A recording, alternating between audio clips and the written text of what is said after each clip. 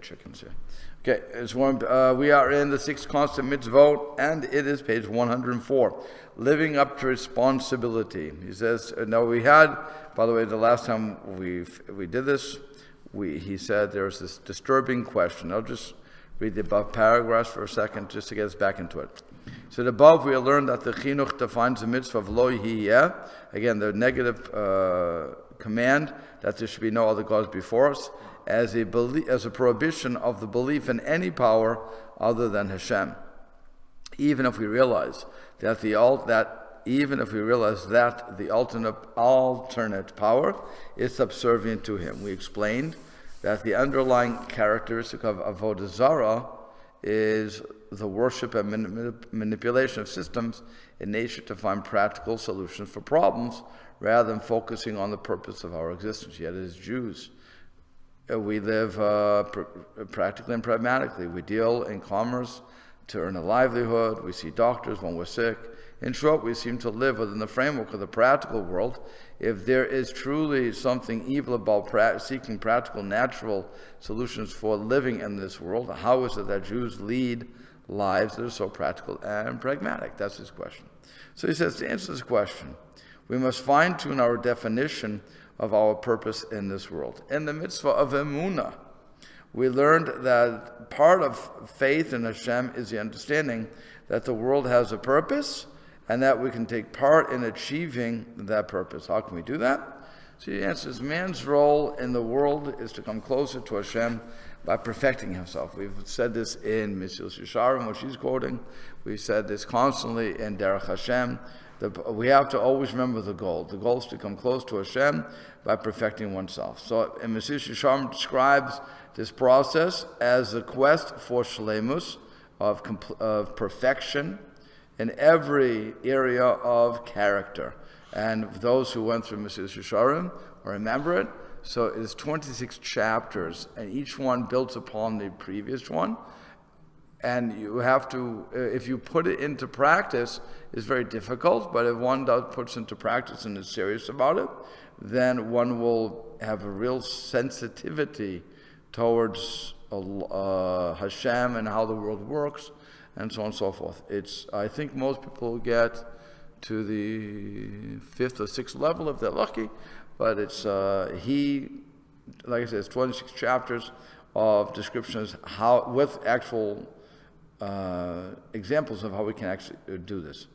He explains that every instance, every situation in life offers an opportunity to do so. No matter how mundane a situation may seem, it provides opportunities for growth. Waiting for a bus can train you to be more patient. Dealing with difficult people can help you learn to control anger and so on. And think about that the next time that you're waiting in traffic, or that you're in the doctor's office and they double booked, or whatever it is. If you really want to have patience, although Baruch Hashem it doesn't work that way in at least here, but the BMV, the Bureau of Motor Vehicles, that was notorious for you go in and you have to you go in to sit and wait. You run to sit and wait. Here, I have to give them credit. Whenever I've gone in, it's been in and out. No, it's just me that I'm getting the right times, but it's just a very interesting thing. Or another way you can look at this is when we go to Minyan, and you go to I won't say where. You know that Minyan, that 245. That one's supposed to be 245. And you go and it's 250, 252, 253, because people have to take their time to get there. That is an exercise. Do I get angry when people aren't coming on time? Or do I just learn patience? The plane is delayed. That's the ultimate patience. And again, you can control your anger, because who are you getting angry at? The pilot, the airlines who booked the weather. So that's what he's saying. Use those opportunities, very mundane opportunities, and you can grow with them. So that's what he's arguing. A crucial aspect in the development of shleimus, if it would speak in modern Hebrew, it would be shleimut, okay, is to become a responsible person. living up to our practical obligations is no less important in the process of coming close to Hashem than is fulfilling all the obviously religious commandments. According to the Rambam, Maimonides, all aspects of character development are included in the commandment, V'halachta bidrachav, you shall go in his ways, you shall emulate Hashem. Again, this is something we've talked about many, many times. That when I am outside, inside, wherever I am, I'm always having to develop my character so that I don't get angry and I don't become stingy and whatever the elements I want that Hashem told us how we should act. I want to continually develop that. Being responsible includes taking care of one's health and our finances. A person who neglects his health or that of his children is lacking shleimus. A person who is reckless with finances is also far from shleimus. So here, this is also very interesting. I decide I don't want to exercise. I decide I'm going to go to the bar, have drinks, smoke pot, whatever the wonderful desires of the world that are out there. And what he's saying to us is, I'm not being responsible, or I neglect my kids' health, or I am playing loose and fast with the finances of the house. Maybe I'm not investing properly, or maybe I'm not investing. I'm hiding my money under the mattress. That's also not responsible. It's more responsible these days. No, not really. Especially if it's in metal. What metal? What's metal? Well, there are times you have to know the time. Again, right. And the times you're living in right now, it's probably as responsible. Oh, you're talking about guns. Okay. I had No, to I'm figure talking out. about coins. Oh, coins. Yeah, it's probably just as responsible to keep it under your mattress these days. Okay. Depends on it's like Okay. know when to hold and know when to fold. Right. But the point is that we can't be reckless. So we have to figure out what is the normal what normally will be a good investment, if you will, and follow that pattern. And you then, I mean, ultimately, just to answer that question about what's going to be the best investment, you have to ultimately rely upon Hashem. Because if I would invest in gold, so today actually gold is lower, I think, than it was or before. I think it took a big hit. But when they were pushing gold was at something like $500 an ounce. It was crazy. $1,000 an ounce. Seems to me that it's It hit 16 or 1700. Okay, fine. 1,000. Now what is it now? 1200. It's over 1,000. Okay, fine. So the point is that at one point gold was $400 or 200, Right. and then Right. then it went crazy. So people were trying to invest in gold. Yeah. As anybody will tell you, that's the wrong time to invest. When it starts. When it's up, you don't invest. That's ridiculous. You'll never get it. And that's why people bought these homes, and with the housing bubble, when they were buying the homes, they got it for $300,000, and the house is worth $100,000. In reality, the bubble burst, and they were what do they call it when they're upside down? Underwater. So they're underwater. And again, you don't know that's going to happen. Yeah. So that you have to trust in Hashem that what your investment is going to be is to go with, as long as you did your due diligence, and you have to go with it. If that's what Hashem does to you, that's what Hashem does to you. And then we have to deal with that also by just accepting that. But that's where he's going. So the pagan of ancient times defined life as a battle for health and livelihood. When his crop was threatened by drought, he sought out the forces of impurity to save the day, thus violating lo yihya, there should be no other gods before you, in a literal sense, by bowing to elements that Hashem introduced into nature rather than taking part in the purpose of creation. His modern day counterpart has more sophisticated versions of those life goals, comfort and wealth. He utilizes the means made available by scientific and technological advancement to achieve those goals. This is not wrong in itself. What is wrong, and what is similar to ancient idolatry, is to consider such success as the only or primary goal in life, and to avoid the need for growth and character perfection, thus violating the broader definition of Elohiyah. Worse is his quest to achieve such goals. One may even compromise his integrity. So here we go.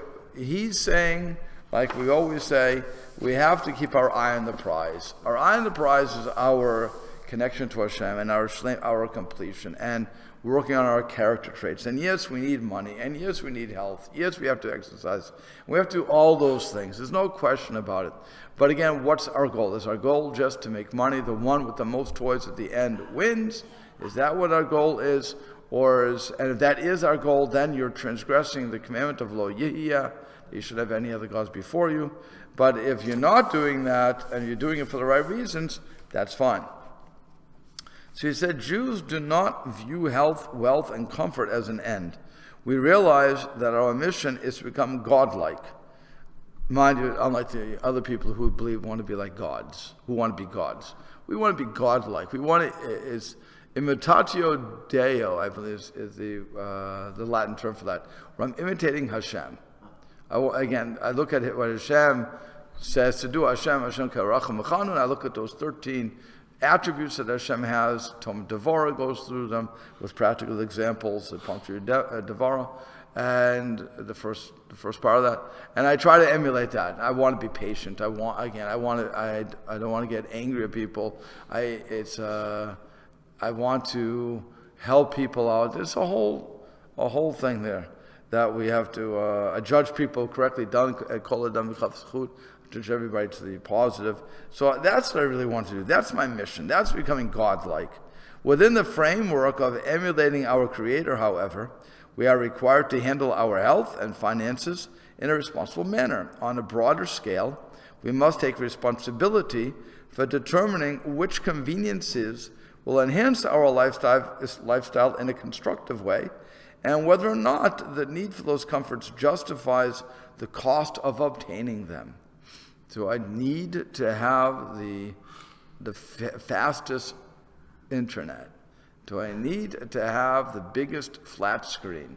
Do I need to have the most powerful a microwave? Do I need to have the fastest car on the block? The truth is, I don't mind the fastest car on the block, but do I need it? That's the question. Does it help me accomplish my goals? Was interesting.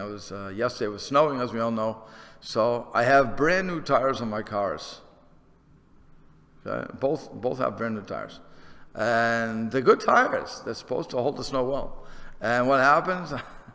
I was leaving, and the tires was 50 miles an hour. I'm crawling on crawling. Okay. And I thought to myself, these are brand new tires. I understand that they are on my other van, which I don't have new tires on. But I understand those would slip, but these shouldn't be slipping. And I realized you could have the best stuff in the world, but when the road is ice, Gornish Telfin, for those who understand Yiddish, nothing helps. Okay? And you just have to go 20 miles an hour, and you just get the car going, and you get home, and that's all you can do. So the best stuff doesn't mean anything. And that's, again, what we have to keep remembering this. So a Jew takes part in this world in a pragmatic, practical way, but with the understanding that it is part of his greater mission, not an escape from it. The Gedolei Yisrael, our Torah leaders, have always had the ability to develop practical solutions to difficult situations. Throughout the generations, people would seek advice from these Gedolim, all these Torah giants, on family issues, business, medicine, and all other areas of life. Yes, we are a pragmatic people, but always within the context of fulfilling higher responsibilities, both to ourselves and to others. Now, you can ask a question on this, by the way, and I think it's an important question to ask. If you go to these Gedolim, and you have to picture, and certainly from Mr. Artscroll, what the Gedolim looked like. They have the long beards, kapata, learning in yeshiva all day. They are not really involved in the secular world. That's who we would consider Gedolei Hador, right? The Gedolei Yisrael. When I look at them, or when we look at them, we think, how can these people possibly have a handle on what our problems are? They're in the ivory tower of yeshiva. The same way as college professors, lahavdil, are in their ivory tower of the academic world. So how can they possibly understand where we're coming from? And what he's giving over, and what we know as a fact of those who deal with these giants, is they really do understand the human condition. And while they may not know the cost of eggs, or go shopping, on a regular basis, it's probably their wife or somebody else doing it, but they do understand. And they can give guidance. They're not going to tell you whether or not you should have an operation. I don't think that, unless you know that it's really medically sound, I wouldn't really go for them for that.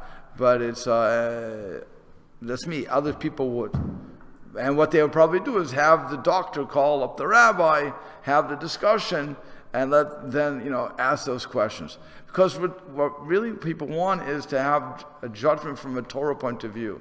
And if I'm really learned in Torah, and I'm skilled in what we call the fifth Shulchan Aruch, which is the Chelek talking about common sense. Okay, we really don't have it, it's not really written, it's just one of common sense. And it's what every Rav needs, and certainly the Gedolim need that, because they have to understand why this person is asking. They're obviously scared, and they want a proper approach, a hashkafic approach.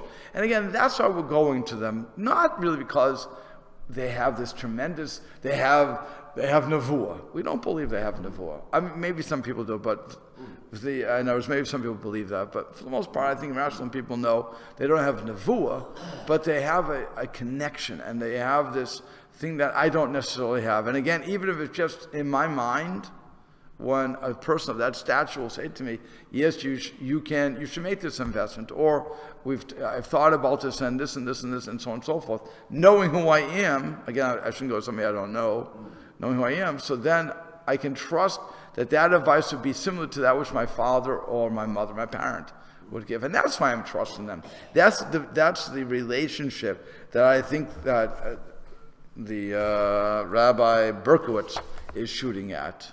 More so than I just call up a rabbi and ask him a question. Yeah, so you're going to ask?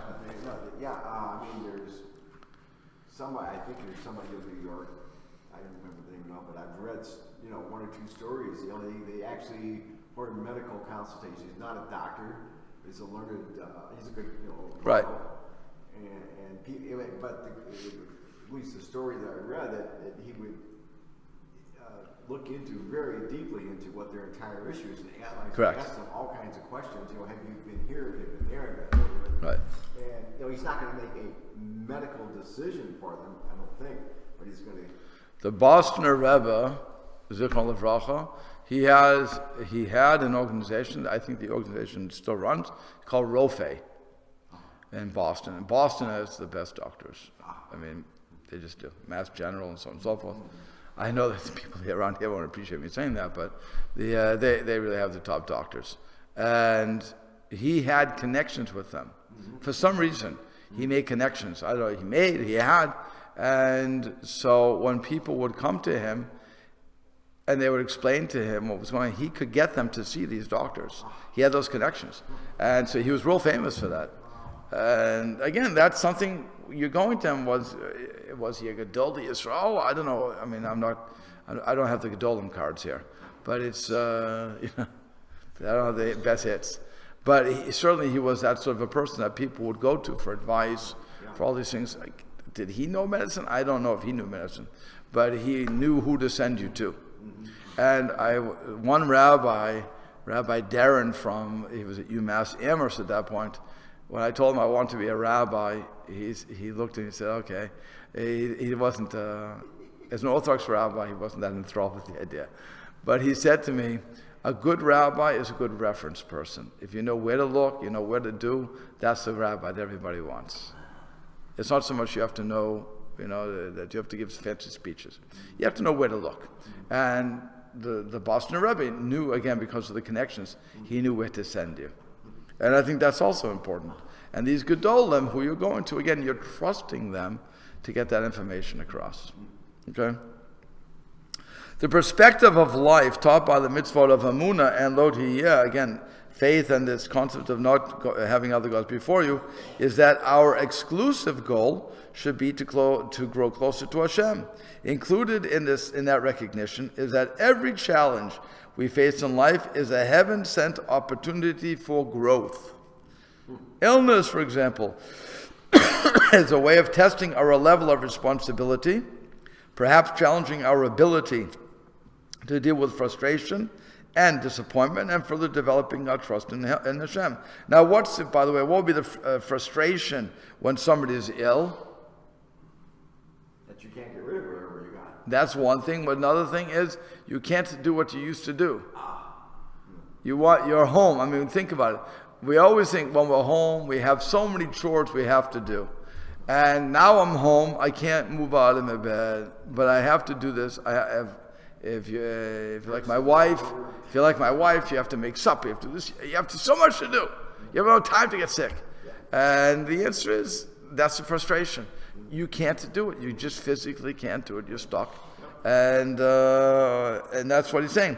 You have to learn to deal with that frustration and disappointment. And understand that's what Hashem wants for whatever reason. It could be a kapara, it could be an atonement, it could be a test, who knows? But that's what it is. The afflicted person seeks medical assistance, works on his character, and prays for a recovery, seeing all three as components of his avodas Hashem, the service of Hashem. So when you go to the doctor, again, it's an amazing thing. For Jews, we have the choice. We can either have every single thing we do in our life be an avoda to Hashem, a service to Hashem, or we can just do it as a secular person and say, I'm going to the doctor because I don't feel good. But there's really nothing else coming from that. When understood in this context, any hishtadlus, any effort that the Torah does not approve of would obviously not be considered. So, okay, I'm not going to do what I wouldn't do. Similarly, if one views commerce not as an end, but as a fulfillment of his responsibility to support his family and assist his community, he turns it into a sacred avoda, a sacred service. The success of his endeavor is measured in terms of his dedication, integrity, the way he deals with his employees and the competition, and his bitachon, his certainty in Hashem, even more than by the financial return. He would immediately reject any business deal that does not stand up to Torah's rigorous requirements for honesty and integrity. Now, this also assumes that the person has learned Choshen Mishpat. Something that if you're a business person, you should be having a class or studying yourself. You go through the laws of the laws in Choshen Mishpat, which is business dealings. So you have to know what loans, how, if I want interest on a loan, how do I properly do it? Not just, I don't care what the halacha says. Never heard of this? What, am I crazy? I should give money without getting any investment back? No, it's insanity. It's not how business works. Or if a person sends a bill, do I have to pay right away? Do I have 30 days lating? What do I have? What's the rules here?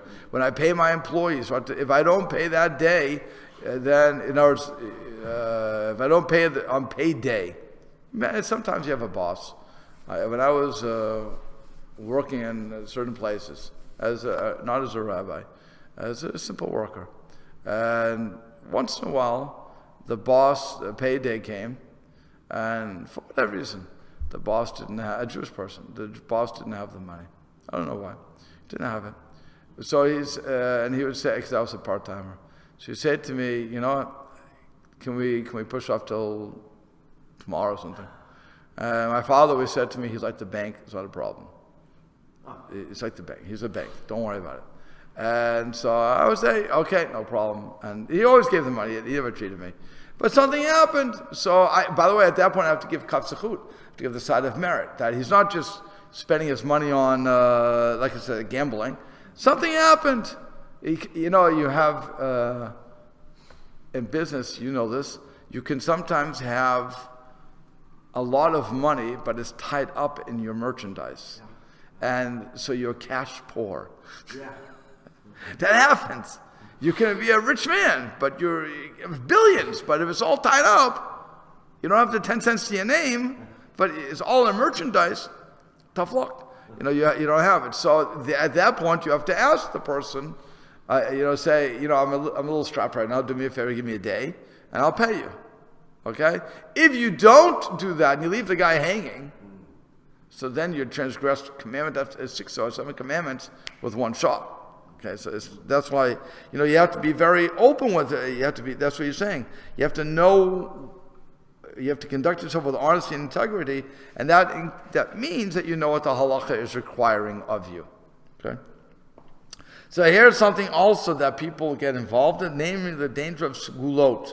He said, finally, let us turn to a more enticing form of ignoring the purpose of the world that has now become somewhat of an obsession, namely segulot. These are all these wonderful things he's going to explain. Nowadays, we are encouraged to give a specific sum to a particular charity as a segula for good children. Call this company and give $18 and your children will be blessed. Good children, okay? That's a segula. It's a treasury or a good luck charm. To recite Shir HaShirim, the Song of Songs, Perak HaShira, the chapter of songs that all the animals sing to God, or say Bit Miktoret for 40 consecutive days to merit this, that, or the other. Or, and this is your favorite, to wear a red string that was tied around Keva Rachel for good health. And we only charge you, $40 for that string, or $5, whatever. There's a guy there selling. This is the guy selling them. Selling or whatever. Yeah. It's all for good health. Is it, so he asked, now this is... He wasn't selling it, he was expecting something. Right. So he asked the all-American question here. Is it reasonable to consider that Hashem denies a young lady, a Bas Yisrael, the opportunity to build a home for the sake of having her say, Perek Shira? Is it possible that Hashem sends someone a dreaded illness in order to get him to wear a string on his wrist? Is a couple put through the agony of childlessness, so that they should pay for a specific amount of refreshments to be distributed at the grave of a tzaddik on his yortzeit? Really, he's asking a hard question here. You really believe that? That's how God's operating the system? Segulot, so he says, segulot should never be substituted for an honest examination of our actions that might reveal areas in which we need to improve. Beyond that, when we develop a deep appreciation for the mitzvah of Amunah and Lohiyeh, and view each situation in life as a heaven-sent opportunity for growth, even the most legitimate segulot will be applied only as a component of our total hishtadlut, again, our total effort, which will always include efforts to perfect ourselves, become more godlike, thus taking part in the true purpose of the world. So that's an important thing to remember too. When we hear, I remember when I was in Israel as a single young man, they told me that if you go to the kotel for 30 days straight, I think it was 30 days straight in those days, and you daven there, you say tefillah, so Hashem will quickly give you your beshert. Okay. I tell you the truth, at first I thought about it and I said, nah. That's the problem with being a rationalist. I just sent me alone. I got my beshert anyway. But people tell you that, and they tell you if you do this, if you do that, you'll get all these things will happen. The answer is it's not a candy, never will be a candy machine. I can't just put in my 40 days, my 30 days, or my 20, whatever it's going to be, keep pitom ketor for 40 days, and which is simple. Or in the back, in your out scroll, Siddur, it has after the Shacharis service, it tells you, where is it? It's right here. So here's another segula. If you say, if you want money, so what should you say? You should say, everybody's turning the page now. Okay? If you want money, you read on chapter 181c, the chapter of man. That's what you're supposed to read. Every day you're supposed to read that. And as the Sagula, it says, the commentaries cite Yerushalmi, that one who recites this chapter every day is assured that his food will not be lacking.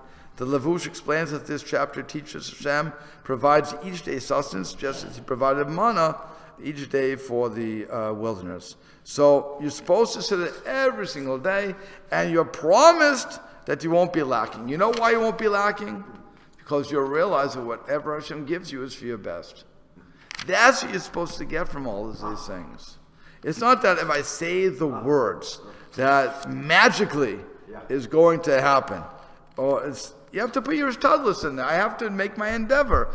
Even the people with man, they had to go out of their tent. They had to collect it. It wasn't just that, that they just stayed at their home and everything was showered into their table. You had to do something for it. There was an effort made. What? Delivered to the door. Right, delivered to the door. Well, that was if you were tzaddik. But it wasn't put on a table. You still had to open the door to accept it. So that's what I'm saying. There was nobody who didn't have to do anything. So that's what it teaches you. You have to do something. It's not enough to say the words. It's never enough to say the words. And that's what he is bringing. That's what, again, so with all these segulot, they're very nice. I'm not going to stop anybody from wearing their red strings or from saying Pita Mitzvot, from saying Perek HaShira, saying Tehillim. I say Tehillim every day. But I don't expect the saying of Tehillim to be the magic formula for me to get money or whatever else is going to be. I wouldn't expect if I say the parsha about manna every day that suddenly I'm going to get money as a result. Doesn't happen. That's not the way the world works.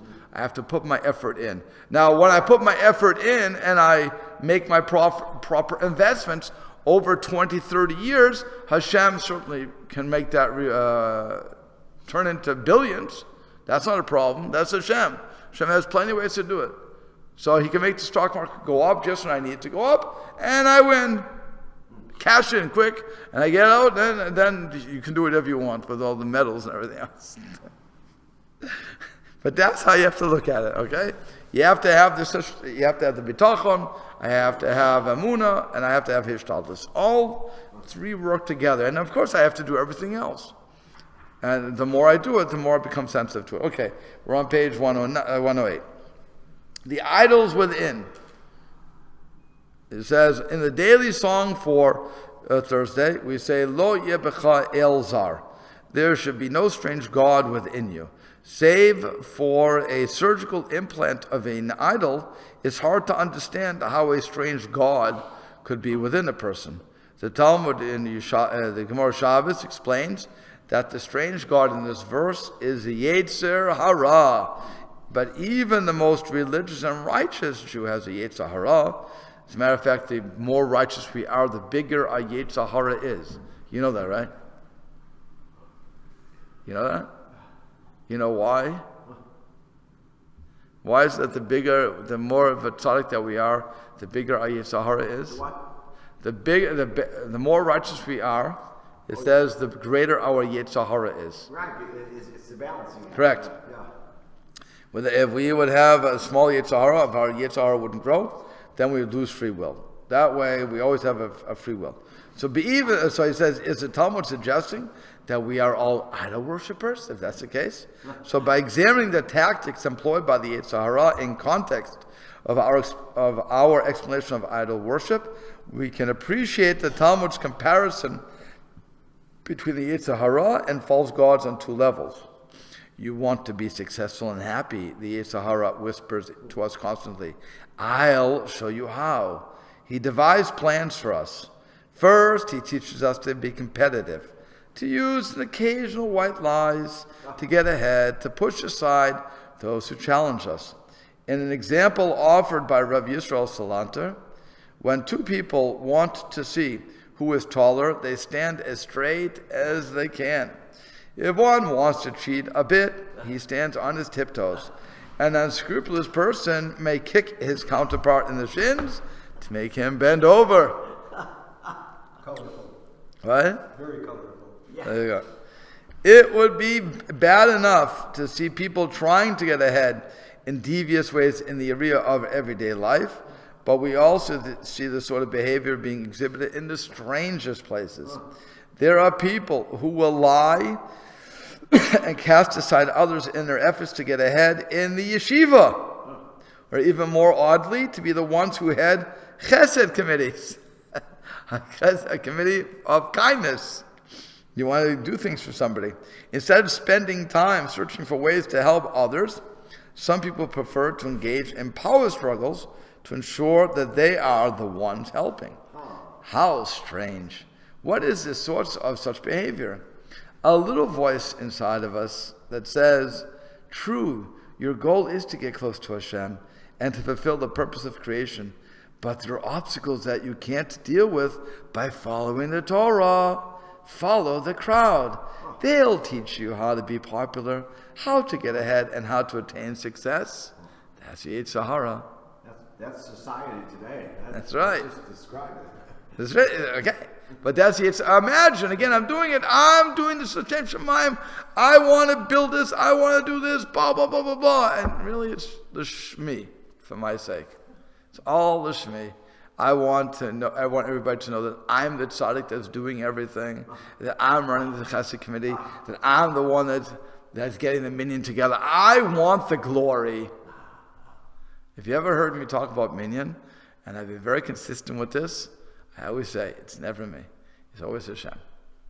I've always said, it's Hashem. I make the calls, I do that, I put the ishtadlus in, but it's up to Hashem if I'm going to get a minyan on any given day. Okay? And I've always said that because I learned a long time ago. It's nothing to do with me. I can line up the people, and they can all say yes to me, and then lo and behold, they don't show up, and I say, "What happened?"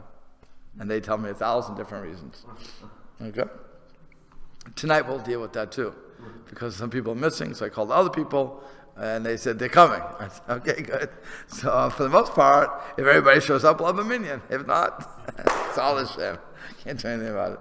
So many of us follow that little voice, that force called Yetzer Hara, like faithful soldiers going into battle. We are worshiping a force within us that declares some areas of life are not covered by Hashem and the Torah. Someone else delivers in those areas. Again, think about how many times we said, Rabbi, stay in the shul. I have to do business and religion, politics and religion, this and religion. Nothing in religion goes together. Think about that. How many times we've been told that?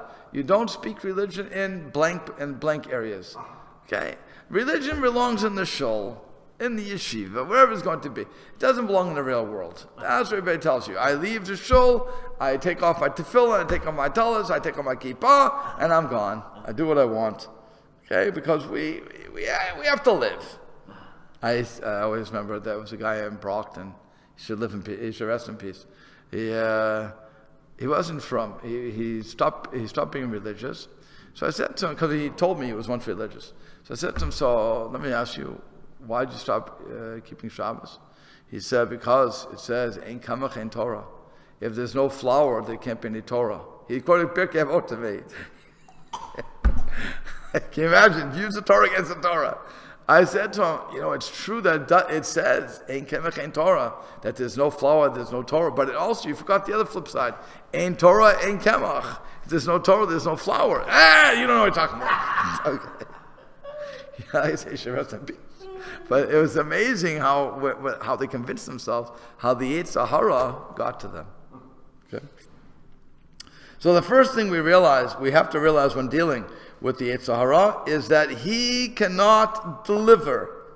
That sounds simplistic, but how many of us believe it? How many people use methods that could only come from the Yetzer Hara to try to attain success, financial security, and popularity? We have to convince ourselves that those glittering images provided by the Yetzer Hara are an illusion. No matter how rich such tactics help you become, there's no guarantee that all of your wealth won't disappear. Just as an example, I said before, there was a guy here who was a millionaire. He had amassed $1 million in the stock portfolio. He was investing in futures, and he lost it all when the market went haywire. Lost it all. And that's what he's talking about here. All the popularity you gain by following the Yetzer Hara can evaporate with no warning. The financial meltdown of 2008 left people who enjoyed astronomical annual incomes and huge investment portfolios with almost nothing. People who were honored by the rich, famous, and popular turned into outsiders overnight. The Yetzer Hara cannot guarantee your success, whether financial or social. Don't fall into his trap and let him lead you into oblivion. Being armed for future battles with the Yetzer Hara is not enough. He has been with you since you were born, and by now you have surely fallen into his clutches more than once. It is impossible to examine every aspect of your life and eradicate his influence all at once. Those who have tried to turn into saints overnight have nearly always failed. Some have even suffered from a backlash, and that's what we call going off the derech, leaving Judaism altogether. And interesting enough, when I say leaving Judaism altogether, the people who are religious, for the most part, and leave orthodoxy, do not go to conservative reform or constructionists. They leave totally. Correct. Those who are conservative really never break off from conservative or reform. They, even though they're not religious, they'll still, or not religious to their standards even, they'll still remain within those circles. But when we leave, we leave. Okay, so she says, start by examining the amount of time, effort, and energy that you invest into different aspects of your life. Then begin examining the areas in which you invest most significantly and see how they fit into the goal of attaching purpose and meaning to life. If they don't, then you must work on removing them from your life's agenda. With time, you should reach a level of which all, or at least most of your time and effort, are spent serving Hashem, not the foreign God within you. On one level, then, the Talmud refers to the Yetzer Hara as a foreign God because he causes us to believe that there is another source other than Hashem. But there is also a much more obvious reason why the Yetzer Hara is an antagonist. He tries so hard to convince us to chase what? Success? As was explained earlier, chasing success for its own sake was the era of the original idol worshippers, and is the underlying principle of idolatry in modern times. Even if the Yetzer Hara would not entice us to seek other sources to fill our needs, he would still be an El Zar, a strange god, because the goal he presents is similar to idolatry. Okay, so we'll stop there.